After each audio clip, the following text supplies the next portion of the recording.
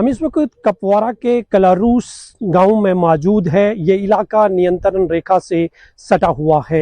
मेरे पीछे आप जो ये पहाड़ियां देख रहे हैं, इन्हीं पहाड़ियों के पीछे भारत और पाकिस्तान के बीच खींची गई लाइन ऑफ कंट्रोल है और इसी लाइन ऑफ कंट्रोल के इस पार लश्करी तैयबा के टॉप कमांडर फारूक अहमद घर को पूरी तरह से डिमोलिश किया गया है। पहलगाम टेरर हमले में जितने भी मिलिटेंट कमांडरों के नाम सामने आ रहे हैं, उन पर बड़ा एक्शन हो रहा है और पिछले 3 दिनों के भीतर अब तक 9 टॉप मिलिटेंट कमांडर के घरों को जमीन बोस किया गया है।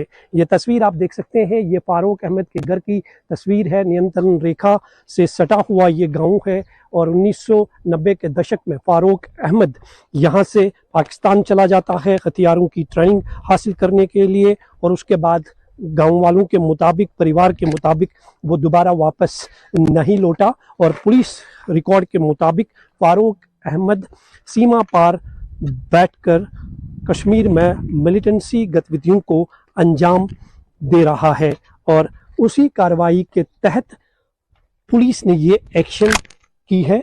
और ये तस्वीर आप देख सकते हैं, ये फारूक अहमद के घर की तस्वीर है।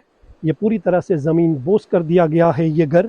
इसी बीच एक बड़ी खबर बांदीपुरा से भी आ रही है। बांदीपुरा में आतंकी जमील अहमद के ऊपर ये कार्रवाई की गई है।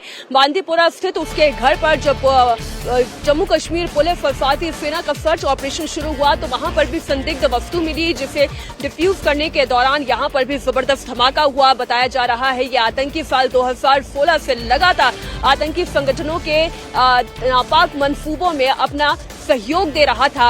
इस वक्त ये आतंकी कहां है, इसके बारे में कोई जानकारी नहीं मिली है, लेकिन हाँ, इसके घर से मिले हुए संदिग्ध वस्तुओं के बिना पर यह कहा जा सकता है कि इसका भी आतंकियों से सीधा कनेक्शन था।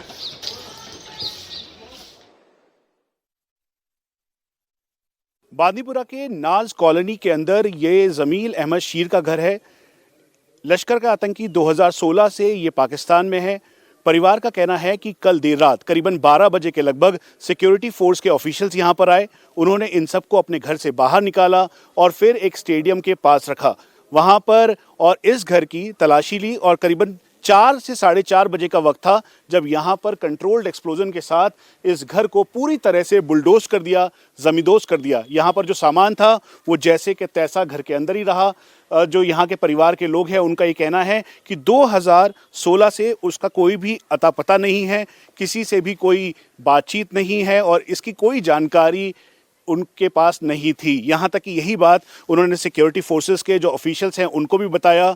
परिवार के लोगों जो हैं यहाँ पर इस समय घर से बाहर हैं और सब कुछ जमींदोज हो चुका है।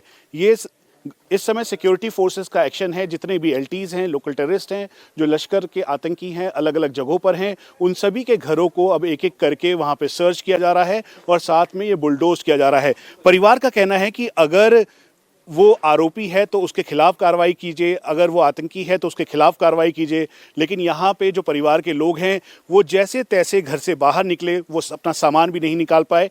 यहाँ चारों तरफ जो घर का सामान है वो बिखरा हुआ है। ये इस समय जमील अहमद शीर का घर है और आप घर की स्थिति देखेंगे तो इससे आपको अंदाज़ा लगेगा कि यहाँ पर जब सिक्योरिटी फोर्सेस के लोग आए तो उन्होंने अंदर आकर यहाँ पर जो पूरा छानबीन करने के साथ साथ ये जो पूरा घर है इसको देखा और फिर उसके बाद ऐसा बताया गया कि जो भी यहाँ पे सामान था उसको सस्पेक्ट निगाहों से देखते हुए जब यहाँ पे बीडी स्क्वाड आया तो फिर उसके बाद कंट्रोल्ड एक्सप्लोजन के साथ ये पूरा घर मिट्टी में मिला दिया गया, जमींदोज हो गया और जैसे तैसे जो लोग हैं यहाँ के इस घर के वो बाहर निकले।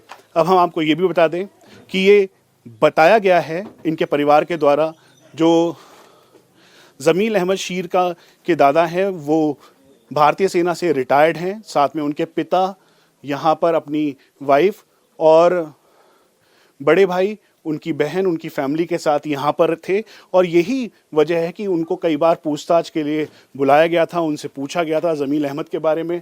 और ये पूरा घर जो है अब जमींदोज हो चुका है, बुलडोज हो चुका है, घर में कुछ भी नहीं बचा है। ये कहा गया कि 2016 से यहाँ से जाने के बाद कई जो टेरर अटैक्स थे उसमें इनकी अहम भूमिका थी और यही नहीं बल्कि ये जो पूरा घर है ये ज़मींदोज कर दिया गया। साथ में ये भी कहा गया कि पहलगाम अटैक में बहुत ही अहम भूमिका के तौर पर जमील अहमद शीर को देखा जा रहा है।